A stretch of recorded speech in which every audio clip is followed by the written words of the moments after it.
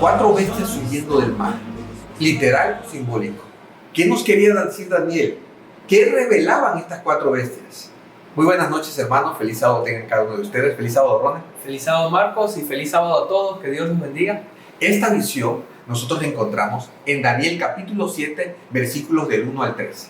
Dice así: en el primer año de Belsasar, rey de Babilonia, tuvo Daniel un sueño y visiones de su cabeza mientras estaba en su lecho. Luego escribió el sueño y relató lo principal del asunto. Daniel dijo: miraba yo en visión de noche, y he aquí que los cuatro vientos del cielo combatían en el gran mar, y cuatro bestias grandes, diferentes la una de la otra, subían del mar. ¿Qué significarán estos de la bestia? ¿Será que realmente es simbólico o es literal? ¿Cómo entender esto?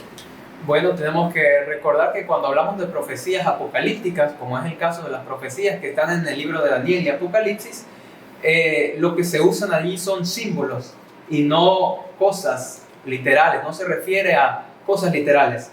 Ahora, en este sueño que Daniel tiene, que Dios le da, esta visión que Dios le revela, nuevamente encontramos, como lo decíamos en el video anterior, primero la revelación del sueño y después la interpretación. O sea, recalcar a los que nos están viendo que esta profecía es paralela a Daniel 2, la que estudiamos anteriormente. Así es, ahorita que demos la interpretación, ustedes van a ir viendo que hay similitudes, las cuales nos hacen pensar y las cuales nos demuestran que se está refiriendo exactamente a los mismos reinos. Claro. La profecía de Daniel 2 básicamente es la base para exacto. Todo lo demás. Lo que viene a hacer la profecía de Daniel 7, 8 en adelante es simplemente añadir detalles, ampliar más para que nosotros entonces podamos entender más la situación y los eventos que iban a ocurrir. Así es. El ángel básicamente le da a Daniel la siguiente interpretación. Ya tú mencionabas que Daniel ve cuatro bestias saliendo del mar, ¿no? Y Daniel se pregunta qué cosa eran aquellas bestias. El ángel le dice básicamente y sencillo en el capítulo 7, versículo 17, dice: estas cuatro grandes bestias son cuatro reyes que se levantarán en la tierra. Después recibirán el reino los santos del Altísimo y poseerán el reino hasta el siglo eternamente y para siempre. Estamos hablando de reinos entonces. Estamos hablando de reinos. Reinos es algo, son sinónimos. Se está refiriendo exactamente a lo mismo porque no hay reino sin rey. Así es. Bien, entonces vamos rápido a entrar en materia. ¿Qué significa el león que se identifica en Daniel capítulo 7? Bueno, vamos a Daniel capítulo 7, versículo 4, porque comienza precisamente con un león. Dice así: la primera era como un león y tenía alas de águila. Yo estaba mirando hasta que sus alas fueron arrancadas y fue levantada del suelo y se puso henchida sobre los pies a manera de hombre, y le fue dado corazón de hombre. Estamos viendo entonces que León realmente representa un gobierno, un reino, que era León. Pero ¿a quién se está refiriendo o a qué gobierno se está refiriendo este? Bien, vamos a Jeremías en el capítulo 50, versículo 17. Dice así: rebaño descarriado de Israel. Leones lo dispersaron. El rey de Asiria lo devoró primero. Nabucodonosor, rey de Babilonia, lo deshuesó después. Quiere decir que precisamente el león que es representado aquí en la primera figura de Daniel corresponde precisamente al reino de Babilonia, como en Daniel 2 la cabeza de oro representa a Babilonia. Así es, habían leones alados en la puerta, en la famosa puerta de Ishtar. Exactamente. Ahí nos encontramos. Como que se identificaba Babilonia, por ejemplo, también están los frisos de arqueros allá en Susa, que fueron un emblema de Roma. De Babilonia, y tenían pintados también leones. Bueno, la visión continúa entonces con una segunda bestia. Versículo 5 dice: vi luego una segunda bestia semejante a un oso, la cual se alzaba de un costado más que del otro. En su boca, entre los dientes, tenía 3 costillas, y se le dijo: levántate y devora mucha carne. Ya mencionábamos hace un momento que esta visión es paralela a la visión de Daniel 2. Y el imperio, entonces, que viene a quitarle el poder y derrota a los babilónicos es el imperio medo-persa. Aquí se nos dice que se ve un oso y que el oso está levantado de un costado más que del otro, como si estuviera de cierta manera un poco cojo, ¿no? ¿Qué nos está demostrando aquí? Bueno, históricamente los medos surgen Y también surge el imperio persa y se unen. Pero más adelante ya de esa unión son los persas los que llegan a tener la hegemonía, ¿no? Claro. O mayor importancia. Tanto así que se le conoce generalmente no como el imperio medo y persa, sino como los persas. Exacto. Y hay tres costillas en la boca. Los historiadores cuentan, dicen, la arqueología nos ayuda también, que los medos y los persas conquistaron Lidia, lo que es la actual Turquía. También conquistaron Babilonia y después al final conquistaron Egipto. Fueron las tres grandes conquistas de este imperio. Entonces aquí Daniel nos está dando ya, Dios le estaba revelando las cosas que iban a acontecer en un futuro y de manera detallada le estaba dando Dios Detalles, ¿no? detalles a través de estos símbolos, asuntos, cosas que iban a acontecer. Finalmente vendría un tercer reino y es identificado como el reino de Grecia. ¿Cómo llegamos a esto? Vamos a Daniel capítulo 7, versículo 6.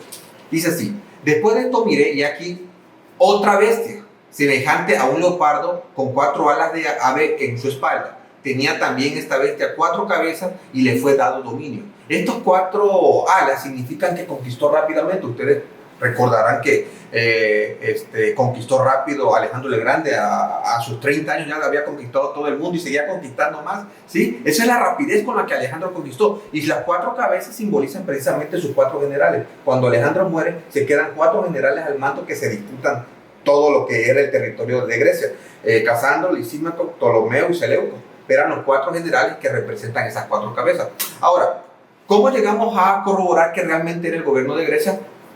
Porque finalmente hay un paralelismo entre Daniel capítulo 7 y Daniel capítulo 8. Y Daniel capítulo 8 nos lo identifica más claro. Dice así: Daniel capítulo 8, versículos 20 al 22. Dice así: en cuanto al carnero que viste, que tenía 2 cuernos, estos son los reyes de Media y de Persia, lo que había dicho Ronald. El gobierno anterior, o el reino anterior, eran los medos y los persas. Pero mira lo que dice después: el macho cabrío es el rey de Grecia, y el cuerno grande que tenía entre sus ojos es el rey primero, o sea, Alejandro el Grande. Ese es el cuerno notable, el cuerno grande.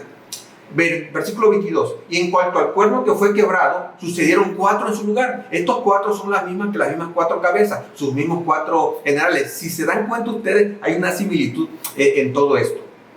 Y dice, significan que 4 reinos se levantarán de esa nación, aunque no con la fuerza de él. Recuerden ustedes que fue esos 4 reinos, de sus 4 generales, se fueron debilitando hasta que vino el siguiente reino que Ronald lo va a comentar.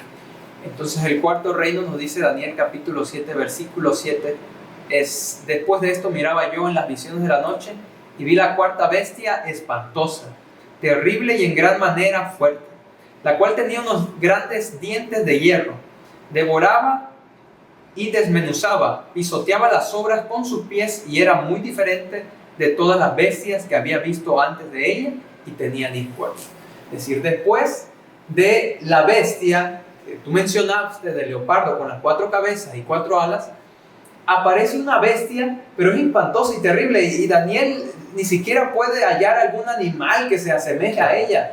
Simplemente no lo encuentra, no hay palabras para describirla, solo dice es espantosa y terrible.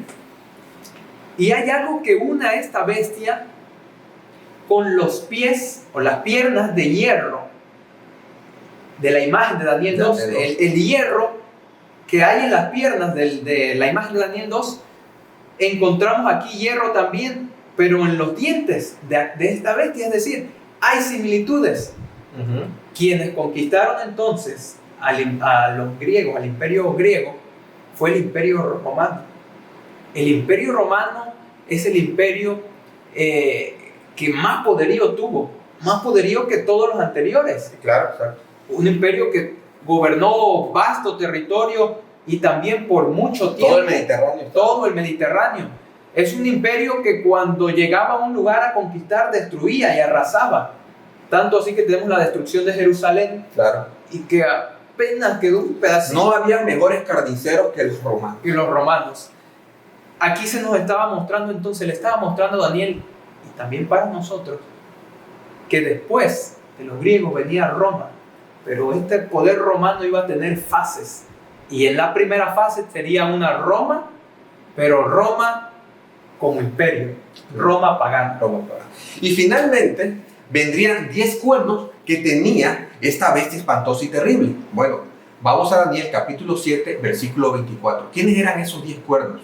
Dice así: y los 10 cuernos significan que de aquel reino se levantarán 10 reyes. Recuerden ustedes que cuando Roma en el 476 es totalmente destruido, o sea, cae, suceden los pueblos bárbaros germánicos y eran exactamente 10. Acordarán ustedes que con esto se formó Europa, pero dice, y tras ellos se levantará otro, o sea, tras los 10 se iba a levantar otro, el cual sería diferente de ellos, o sea, de los primeros, y a 3 reyes derribará. Les explico rápidamente. Los 10 pueblos germánicos eran arrianos, seguían a Arrio con su teoría de que Cristo no era divino y que Cristo no pertenecía a la Trinidad. La mayoría de estos pueblos eran arrianos. Entonces, como quedó el papado ahí, después de que cae el imperio romano, queda el papado solo, el papado empezó a conquistar a estos pueblos germánicos. Los empezó a convertir, y un aliado de ellos fueron los francos con Clodoveo, quienes fueron convirtiéndose poco a poco. Pero 3 de ellos, que son los 3 cuernitos que caen, nunca se subordinaron al papado ni a los poderes que les servían. Fueron los vándalos, los gérulos y los ostrogodos. Estos 3 pueblos cayeron totalmente, ayudados del papado junto con los poderes terrenales para derrocarlos a estos 3, y son los 3 precisamente los 3 poderes que caen. Este significa, ¿sí?, el cuerno pequeño a esa mezcla, a esa unión, ¿sí?, de política, religión que se formó en la época medieval. Y lo encontramos en Daniel capítulo 8, versículo 24, y dice así, hablando precisamente del cuerno pequeño: y su poder se fortalecerá, mas no con fuerza propia, y causará grandes ruinas, y prosperará, y hará arbitrariamente, y destruirá a los fuertes y al pueblo de los santos. Amigos, aquí se nos está describiendo que ese cuerno pequeño y la alianza de esos 10 cuernos era precisamente el estado clerical, el estado religioso que se iba a armar entre el papado, la iglesia, con los poderes terrenales, y que iba a llegar hasta el final.